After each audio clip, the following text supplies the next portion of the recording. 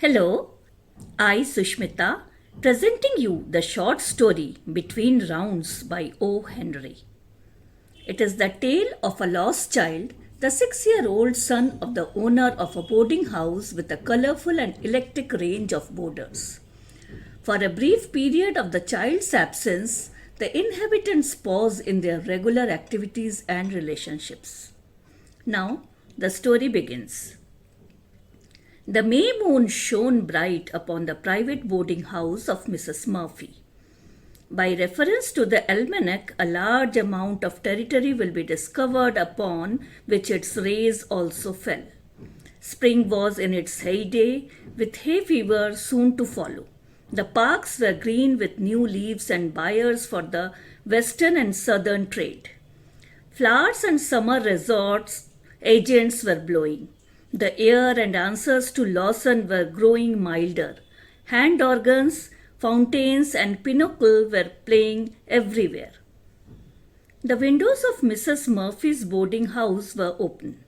A group of boarders were seated on the high stoop upon round, flat mats like German pancakes. In one of the second floor front windows, Mrs. McCaskey awaited her husband. Supper was cooling on the table. Its heat went into Mrs. McCaskey. At 9, Mr. McCaskey came. He carried his coat on his arm and his pipe in his teeth, and he apologized for disturbing the boarders on the steps as he selected spots of stone between them on which to set his size 9 width tiers. As he opened the door of his room, he received a surprise. Instead of the usual stove lid or potato masher for him to dodge, came only words. Mr. McCaskey reckoned that the waning May moon had softened the breast of his spouse. I heard ye, came the oral substitutes from kitchenware.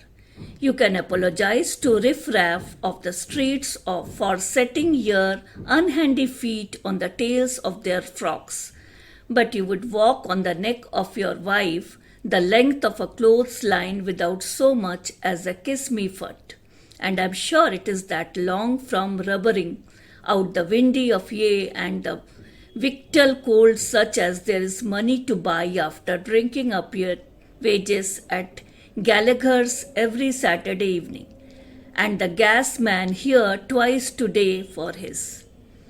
Woman, said Mr. McCaskey, dashing his coat and hat upon a chair, the noise of ye is an insult to me appetite. When ye run down politeness, ye take the mortar from between the bricks of the foundations of society. 'Tis no more than exercising the acrimony of a gentleman when you ask the descent of ladies blocking the way for stepping between them. Will ye bring the pig's face of ye out of the windy and see to the food? Mrs. McCaskey arose heavily and went to the store. There was something in his manner that warned Mr. McCaskey. When the corners of her mouth went down suddenly like a barometer, it usually foretold a fall of crockery and tinware. Pig's face, is it? Said Mrs. McCaskey, and hurled a stew pan full of bacon and turnips at her lord. Mr. McCaskey was no novice at repartee. He knew what should follow the entry. On the table was a roast sirloin of pork garnished with shamrocks. He retorted with this and drew the appropriate return of a bread pudding in an earthen dish. A hunk of Swiss cheese accurately thrown by her husband struck Mrs. McCaskey below one eye. When she replied with a well-aimed coffee pot full of a hot, black, semi-fragrant liquid, the battle, according to courses, should have ended. But Mr. McCaskey was no 50-cent table dehotter.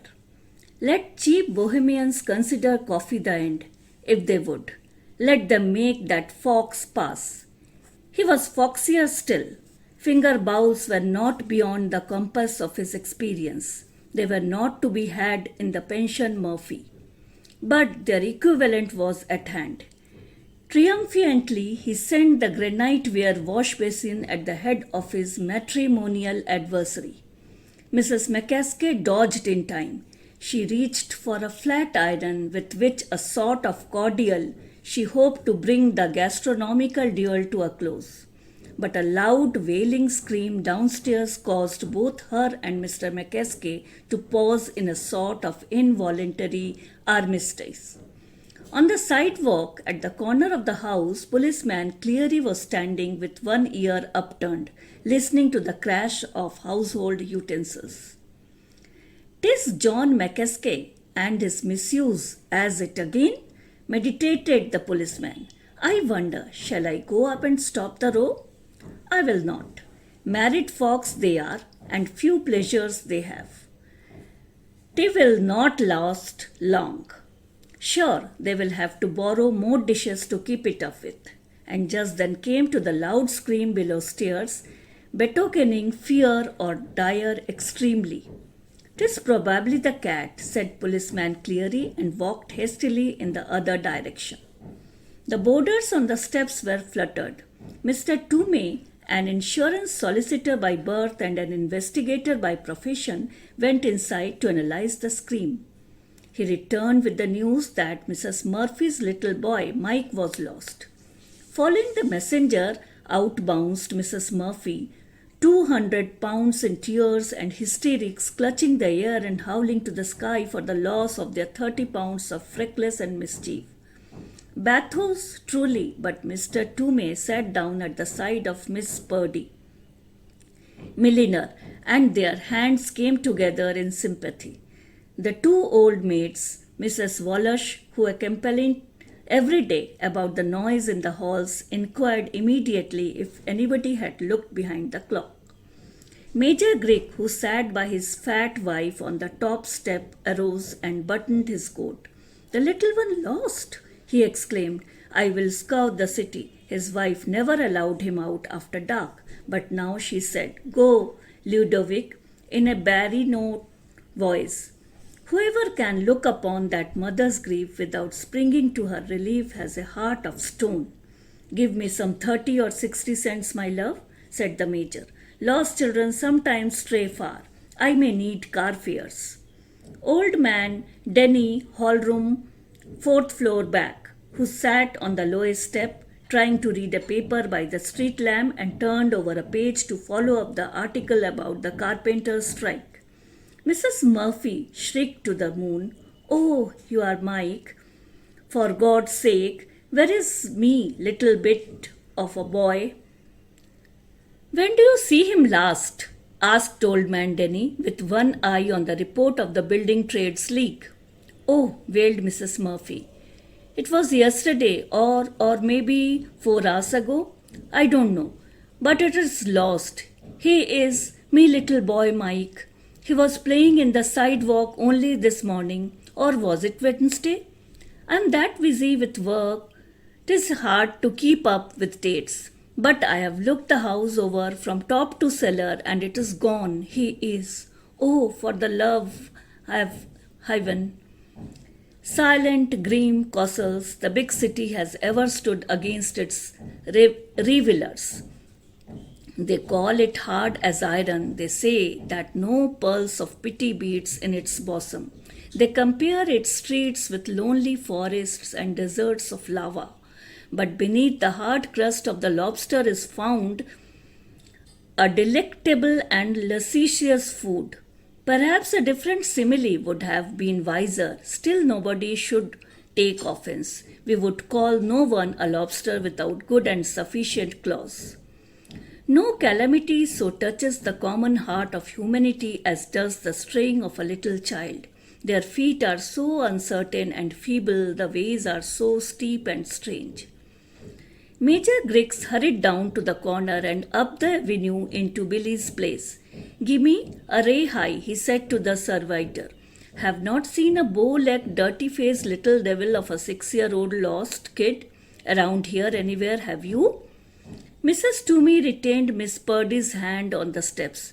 "Think of that dear little babe," said Miss Purdy. lost from his mother's sight, perhaps already fallen beneath the iron roofs of galloping steels. Oh, is not it dreadful? Ain't that right?